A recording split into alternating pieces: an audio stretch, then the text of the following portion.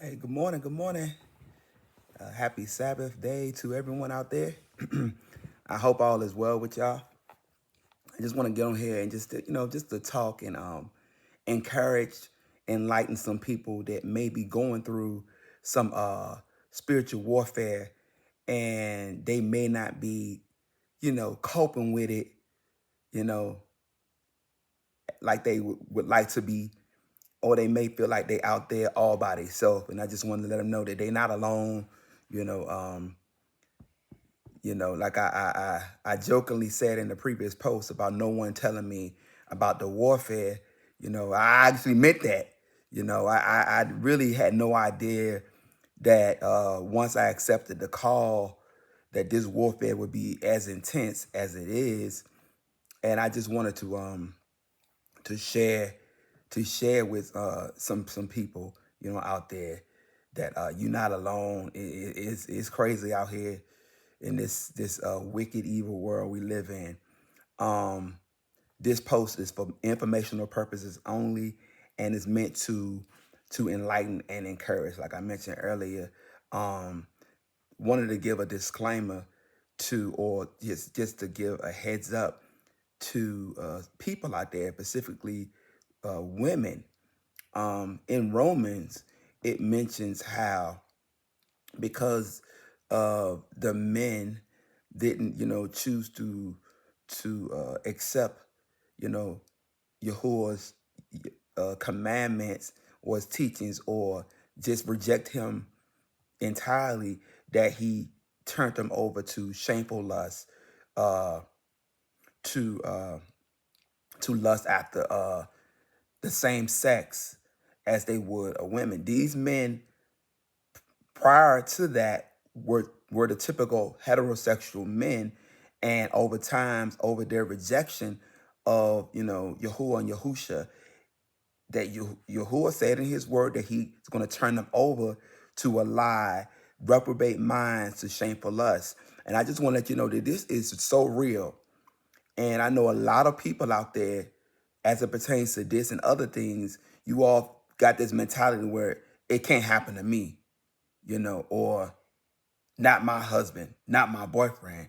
And I'm here to tell you, in fact, it just might be your husband, your boyfriend, your brother, your son, and the like. I'm just letting you know, as a person that came out of that lifestyle of homosexuality and reading Yahuwah's word, it is so true.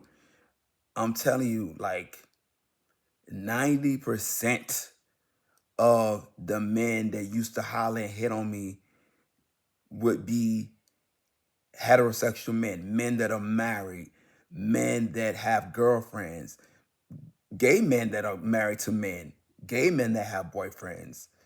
This is the world that we live in, that these are the people that would try to shoot their shots and holler and stuff like that. I know one post, probably a year ago, someone mentioned about the dating pool. They were talking specifically about Atlanta, but it's all over, how the dating pool is just so messed up and this and the third. And I know I commented, I said, well, if we can get the married men, the men that and women that's supposed to be in committed relationships out of the pool, maybe that'll clean the pool up. Because right now it's feces in the pool.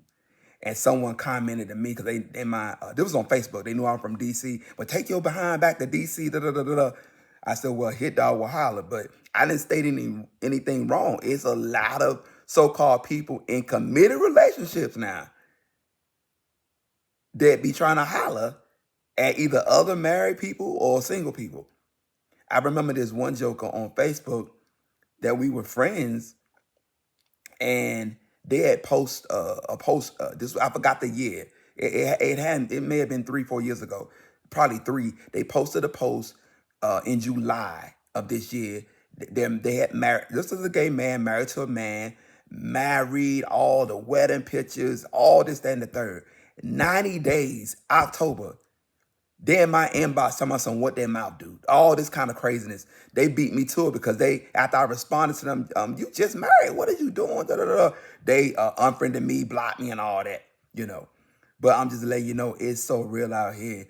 Back in the day, when I used to get accosted or approached or hit on by these heterosexual men, be it single or married, I I thought it was just me. I said, well, maybe deep down inside, I must have feelings for them, attracted to them. But I found out over the years that it wasn't me. In fact, they actually were hitting on me. A little about me, far as it pertains to dating. Certain certain people, men or whatever, when I was in the like lifestyle and dating, if you worked with me, if you worked in my building or worked in my, a part of my group I worked, if you went to my church, if we were friends, acquaintances, whatever, you were off limits to me.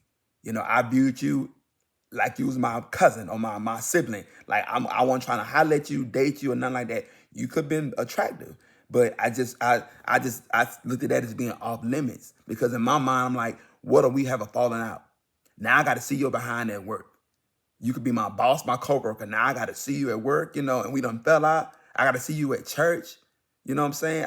We live in the same neighborhood. I'm like, nah, I'm not gonna take those chances. So those persons was off limit to me. So the spiritual warfare that I've been recently, the attacks that I've been recently getting. I mean, it's been crazy, and it's been these two people. Now, out of all the people in the world, Satan is attacking, tormenting me with these two individuals. All right. One of them I've known since 2009. We actually were stationed together, worked together, when I was in Virginia at Fort Lee. And I recall, I've always been this servant. I have many gifts. One of them is cooking, and this time I'm a senior NCO, so I have a lot of people that work under me, or maybe not working for me directly, but they're under me, as far as in rank or whatnot, and they work in my building. So a lot of times, just out the blue, the spirit would Ruach Kadesh would say, cook for the people today. So then I have my briefings and I'd be like, y'all ain't got to worry about lunch. I got y'all covered. I made some food, whatever. So I would do stuff like that, just spontaneously a lot. And I recall this one time, this joker here, at the time they was married with two little young children. And they was like, you cook good, better than my wife. Blah, blah, blah. I'm coming over to your house to eat dinner tonight. I'm like, okay. Because I want to say it was like I had leftovers from what I brought to work for lunch that day. It was something like that. So then they worked a different shift than I did. So like I got off like 4:30. They came in at 1 and got off at 10 at night. So, but they do, they take a lunch, a dinner, all that. So during their dinner break, they came to my house. Straight person, all that. But I felt that spirit, like that homosexuality spirit, but I was denying it, but I still felt it. You know what I'm saying? But I had denied it. And then I recall a couple times they wanted to go to church with me because, of course, I was into Christianity at the time. So they went to church with me a couple times, but then it kind of like died down. I guess they felt like, okay, he not trying to do this, whatever, so let me back off. Okay, that's one person. Then I'm going to get back to that person. Then another person who, a friend of mine, not a coworker, but a friend of mine, I know the family, that kind of thing, whatever. And then this person here, now it was a little bit more recent than back in 2009. This person, now when I got out the military, I fell off as far as physical fitness. I just really got real serious about it. Off and on, I've been out of the military 6 years. Off and on, I would work out, whatever, and I would fall off. But this year, I really got back serious with my fitness, right? So this happened first. First time it happened was like, I think either last year or 2 years ago. This friend of mine who's married with 3 kids and all of that, right? And they know this friend here knows my background. And, I was actually living in the sin in homosexuality at the time. And they knew this and was cool with me. And we had a lot of mutual friends and they all was cool with me and knew my background, right? So this person here was offering to be my, if you will, my coach or my fitness trainer. And there would be times where they would be flexing, like showing me different muscles as far as in their chest and arm, like the muscle groups and all that. And so this is them, shooting they shot in a subtle way, showing me flexing and all that. But then they took it to another degree higher. They would literally have me touching these muscles on their arms and chest. I'm talking about wanting me to put my hand in their shirt, on their arm, like, like literally, yeah, like putting my hand in, like touching their chest. And what straight man would have a known gay man to do this to them like that? This them shooting this shot, shooting this shot. So this initially happened back like a year and a half, 2 years ago. And then, mind you, I had my awakening this year in April. So it happened again. I started back this year, like I said, working out and stuff like that. And me and this person actually started working out together, going to gym and stuff. So they tried it again, same thing. And this happened probably back in February, And it got to the point where we have mutual friends and we were on an outing. And I remember in the outing, out the blue, because, this person here used to talk to me about how they was having difficulties in their marriage or whatever, which most marriages do, relationships do. And I recall them telling me how, how they got to ask and beg for, relations from their spouse. And they shouldn't have to go through all of that because that's the spouse or whatever. So this is them having talks with me. Mind you, they know my background. They know the lifestyle I'm living, all this, whatever. So I remember we were on an outing. And there was like, probably 8 of us, whatever. It was at the outing, I think there was probably like 12 of us all together. But then we were outside because at this particular spot, you had to valet your vehicles. So there may have been like 4 or 5 of us out there getting our vehicles. And I don't know how this came up, but this person out the blue, because this person was warning after this event, right? They wiped out all of that. These people know my background. This person was saying, Jay, let me hang out with you. Me and you can go to Bulldogs. They know Bulldogs is a gay club. But then this is how they spend it. Because if you don't know, a lot of women, they like to go out and have fun and dance and all that, but they don't want the whole, all these guys hitting on them, whatever, all this kids like that. So some women will actually go to gay clubs to have a good time. They knowing these gay men aren't going to be hitting on them, whatever. So I guess straight men, the straight men are hip to that, So they be trying to holler. But a lot of times, too, they use that as a way of getting to these gay men. It's like a little, like DL little thing they do or whatever. So he threw that out there. He said, yeah, because I know to find the women be up in there. I know they be up in there. Let's go in there and holler at the women. Or not holler, he's married. So I'm assuming him and his wife got an open relationship, or because he literally said that, because I know the women be in there. And I'm like, nah, I'm not, I'm not doing that, whatever. So they said that. And then another thing too, they said in front of a group, man, all this going on, I just might as well be gay. I don't know, that was supposed to be an indicator for me to shoot my shot, because one thing about DL men, they gonna shoot their shot suddenly, but if you don't bite, then they gonna back off. They ain't gonna be, they not real persistent. Some might be, but so that's that scenario. Now back to the first guy. So when I had my awakening in April, mind you, over the years, they left Fort Lee, I left Fort Lee, whatever, but we still was friends on social media. Not a whole lot of interaction, but we still was friends on there. But when they seen, I had my awakening, I'm doing all these posts, whatever, they hit me up. And, one thing about us, or one thing about me in particular, when I had my awakening, a tactic of the enemy, he had my family to isolate me. Now, of course, I've been in isolation on my own for Yahuwah, for Yahusha, but this is when I had my awakening, and I really wanted, the support from family and this and the third. It was a lot going on during my awakening, and I was isolated. My siblings, my mom, it was like nobody wanted to talk to me or nothing like that. But that one friend from back in the day that I used to work with, he's retired, I'm retired. He hit me up. Mind you, he proclaims to be a Christian, he's a preacher and all this, whatever. So he hit me up. And so now he's the one person that's communicating and talking with me. And, of course, I'm opening up to him and all that. Little did I know that this dude was a narcissist. All the signs was there. And during the height of it, I just didn't notice it until after the fact. So what this dude was doing, if you know anything about narcissism, I want y'all to go do some homework and look it up. He was doing the whole love bombing, you know. I have multiple platforms, 5 or whatever, and let's say I would post the same post on all the platforms. This joker, he going to all the platforms, liking, da da da. It was just a lot of love bombing, and he wasn't necessarily one to call, but he loved to FaceTime. So we FaceTime like 3 times a day, 4 times a day. It was almost like we was going together. It was crazy, but I started getting those feelings, about the homosexuality and stuff like that. So then I remember one time he was supposed to come to spend the weekend with me, right?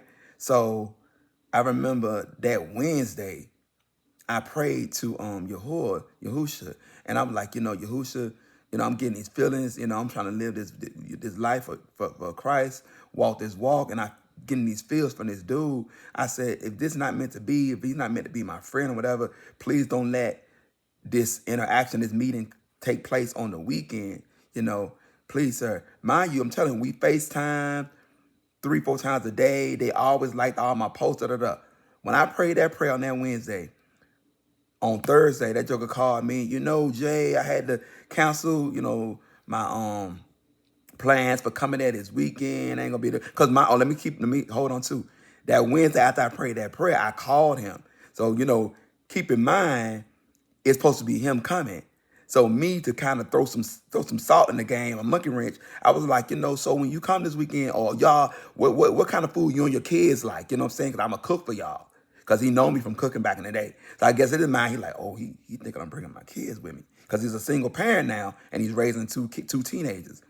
So he was like, we like spaghetti, da, da, da, da. And so that Thursday, he called, well, the plans have changed. I ain't going to be able to make it, da, da, da. Because, I done told him, I'm looking for him to bring his family, not just him.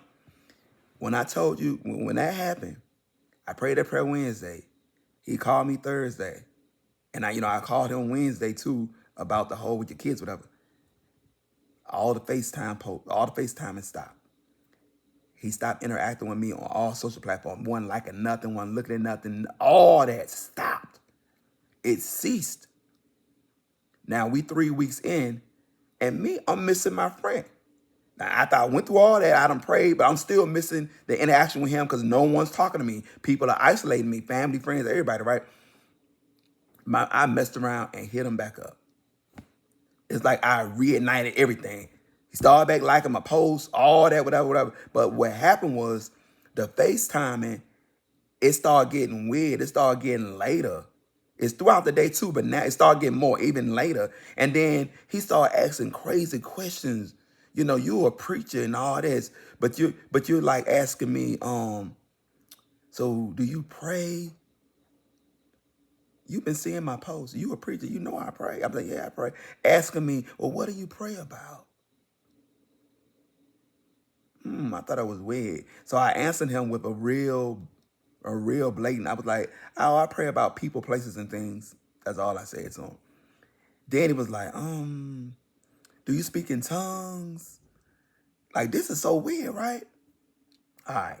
And then, Maya, I told you the FaceTiming was getting weird. Like, now you're FaceTiming in the day, but now you're FaceTiming me at 11:30 at night, 2:30 in the morning. Like, just waking me up out my sleep, and you want to have a full-blown like you forget I'm sleepy. I'm asleep. You just boom, almost like, you my ninja. You supposed to, answer the phone when I call, and we can, you're like, that's how I was getting from this person, right? So with this person here, mind you, I'm open about what's going on. They see my post, all that. So then they FaceTime me this one particular morning. I looked at the clock. It's like 2:30, 2:20. So, they want to have a Bible study. We all, now I'm woke. I'm all interacting with them on FaceTime, scriptures. They got their Bible, I got mine, da, da, da, da. And something weird happened. The lights went off on their end a couple of times. Now, I know people are paused to FaceTime and all that, but that wasn't it. It was as if like he turned the lampshade off for maybe like 6 or 8 seconds and turned it back on. That happened twice throughout the FaceTiming. I'm telling you, out the blue, when I say I got so hot, I got hot like a woman doing her, her change of life. I reached and found some paper. I started fanning myself. I mean, I was hot. I got up. I got the fan. I have this tower fan. I put it like 5 feet in front of me. I was like, why am I so dang on hot? I was like, woo, woo. Remember the scripture, the weapon will form, but it won't prosper. So I didn't know this at the moment, but this was the weapon forming, but it wasn't prospering like they thought it would. So then now it's like 4 o'clock, 4:15. He like, oh, well, tomorrow the first day of school, let me get up, my kids got to get out of here, da, da, da, da.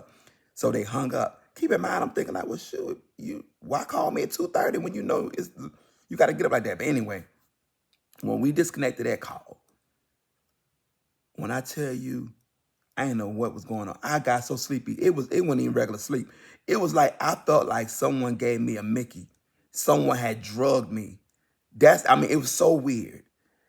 And I passed out. I literally passed out at like 4:15 in the morning. I woke up at like 7:30, 7:45 in the morning. This like 3 hours had them passed by, whatever. I was not expecting what I thought was a dream was not a dream at all. I can't really describe to you what it was. But I'm just gonna tell it to you how it played out with me. It was like I had intercourse with this dude, and it seemed too real. I'm not a saint. I have a past. I've been sexually active, whatever. So I know the feels. I know. It literally felt like at 7:30 that morning, this joker just had got up off of me. Like it was so real, and I didn't understand what was going on. And instead of like, you know how when you have a dream and you remember the dream, but with me, it was like I was remembering a memory. Like this actually happened. It seemed too real, dude. I felt dirty. I was like, what? Mind you, I never look at coworkers, friends, all this like that. So for me to have experienced that, it was where I was like, and then it was like the demonic presence. It was in my mind, whatever, wanted me to look at porn right then, wanted me to do the do right then to relieve myself, all this whatever going on, which it happened. And before I was gonna take a shower, I went and I prayed. I prayed to the Most High. I'm like, the Most High, what's going on with me? I don't know why this happened. Did this guy do something to me? Can you please reveal what happened, please? Because it was, man, when I tell you, he answered me in like 5-10 minutes. Bruh, apparently, back when they was like asking them crazy questions about do I pray and what I pray about, I speak tongues. Apparently, at that time, they had some witchcraft, black magic stuff put on me, but it wasn't manifesting. And I'm guessing they want to know why. So that's where all the crazy questions was coming from. But then this early morning phone call thing, when I was getting hot or whatever, that's what that was. And when I prayed that prayer, the Most High showed me all that this person was doing this, they've been doing this on you, trying to get, sex magic and love, this, all that. So, man, I mean, I broke down in that bathroom at that shower. I'm all on the floor crying and crying, crying. I'm like, this was my friend. That's why I confided in. How could they do this? I was, so I blocked them on all social platforms. I blocked them on WhatsApp. I blocked them in my set. Everything right. I'm like, oh my goodness. This joker, now, if you know anything about narcissism, they did the love bombing. They did the whole the trauma bond. Now they doing the hoovering. This joker started writing me letters. Writing letters. I'm like, them letters didn't even make it in my house. I would throw them in the trash outside in the dumpster. This joker created another account on Facebook. Now they messaging me on Facebook. You know, I had to block that one. I'm like, what? So now, the last couple of months, all of September and this month here, the spiritual attacks from these two people have been so intense. It's like torture. These vivid dreams and fantasy thoughts of me being intimate with these two individuals. If it ain't this person, it's that person. I mean, and it's always these two. And I was told, or I had learned through, me, being on YouTube and all that, that it's as if these people are still trying to manifest those relations to happen. That's why it's so intense, and that's why it's with just these two people. So when I say that the warfare is warring, that it's intense, it is crazy. So I seek the Most High's face, Yahuwah's face, Yahusha, and I just pray. I rebuke the thoughts. I rebuke. It's like, what in the world? Satan's like, trying different tactics to get me, and he's using like these two is really, really, really, and it's like. So I share this just to be transparent and to encourage and to enlighten, the masses that, it's happening everywhere. And when you accept the call, when you start to follow the Most High, Yahuwah, for real, that the warfare, the spiritual attacks, they don't just stop. Whatever warfare, spiritual attacks you was going through prior to accepting it, it magnifies. I'm talking about like by 10, by 100.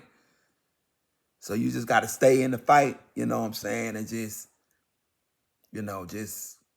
what it said, the race was not given to the swift nor the strong, but the one that endures.